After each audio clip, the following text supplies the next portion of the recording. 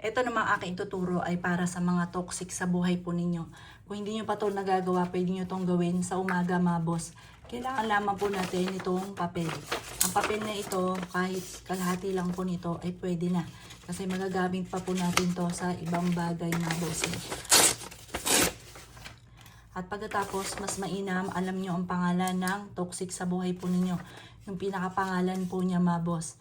Ito ay sample lamang, halimbawa, Karen. Halimbawa, ang pangalan ay Karen Reyes. Halimbawa lamang po ito. Karen, ang ipanulat po ninyo ay pula. Lagi ka maghahanda ng pula. Pantaboy po yan ng malas. Karen Reyes. Tapos, sabihin nyo po dito, lalayuan na po kayo ng taong ito at wag na muli siya magpaparamdam sa buhay ninyo. Sabihin nyo na lahat ng gusto nyo na maganap. Kapag po ito ay nakapag-wish ka na dito na lahat ng gusto po ninyo, halimbawa, itong chismosang ito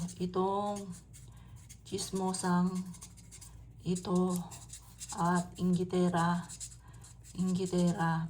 ay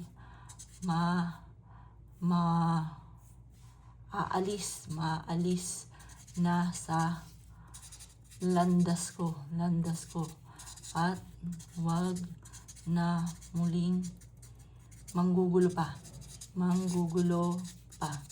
Pagkatapos po niyan, kapag nakapag-wish ka na, tupiin nyo po ito. Kapag natupiin nyo na po ito, kailangan po ninyo nitong itlog. Itong itlog na ito, mga bossing.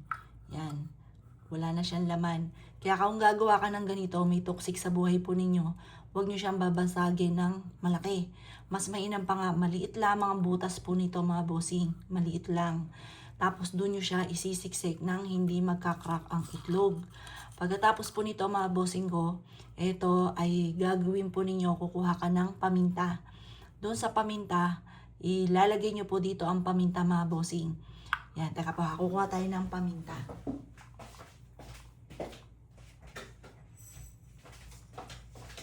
Yan, ito po yung paminta. Kuha tayo ng paminta. Ang bilang ng paminta, mga boss, dapat mga bilang ng 6 or kaya 17 pieces. Kasi ang meaning ng 17, galit ka na.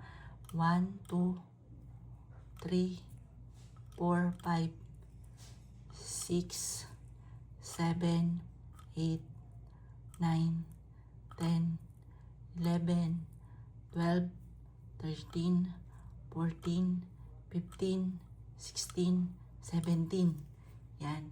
Kailangan ito, saka po ha, kailangan nakatago siya sa shell para matakot siya sa inyo, mga boss. Yan. Litan nyo na lang itong pinakapapel po ninyo. At kailangan nakatago siya sa shell. At pagkatapos po nito, lalagyan nyo po ito ng kaparanggot na asin. At ilalagay nyo po ito sa madilim na lugar para katakutan ka ng taong ito na nambubwisit sa inyo.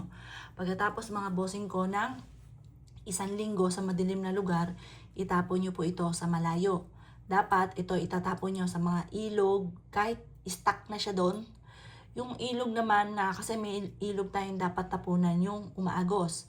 Ito naman yung ilog na hindi na umaagos, yung patay na ilog na kung tawagin, na hindi na siya gumagalaw, stuck na, tuyo na. Doon nyo siya itatapon.